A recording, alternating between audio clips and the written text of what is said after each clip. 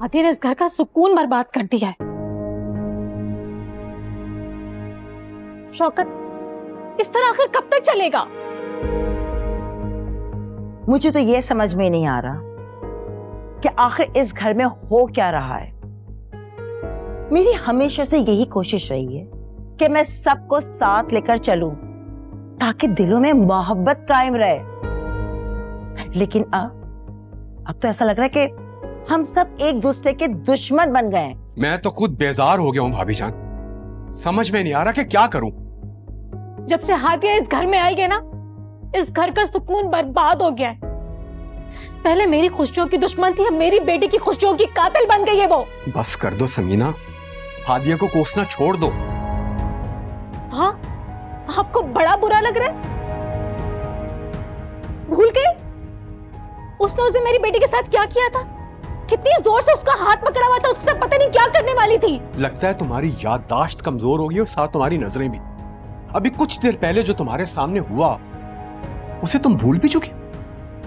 हादिया ने सारा पर हाथ नहीं उठाया था, बल्कि सारा ने हादिया पर हाथ उठाने की कोशिश की थी।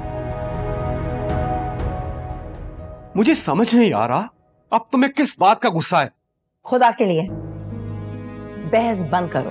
रहने दे भाभी, रहने दे। इनको समझाने का कोई फायदा नहीं है। इनको मेरी बेटी ही गलत नजर आएगी।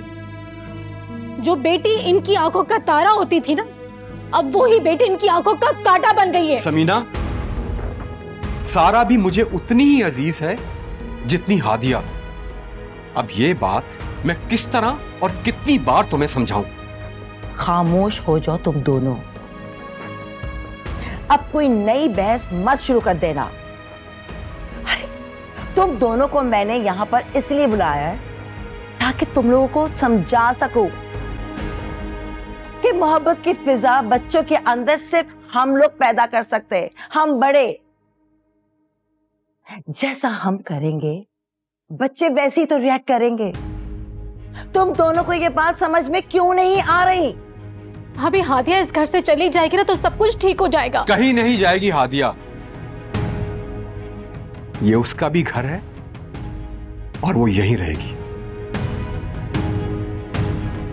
शौकत, तो तुम बताओ इस मसले को कैसे हल किया जाए? इस मसले का हल है भाभी जान, और वो सिर्फ आप कर सकती हैं। आप जुहेब और हादिया का रिश्ता तय कर दें। शौकत, क्या कह रही? बल्कि मैं तो कहता हूं जल्द अज जल्द दोनों की शादी कर दें ताकि ये मामला यही निमट जाए। भाभी, अब शौकत, मैं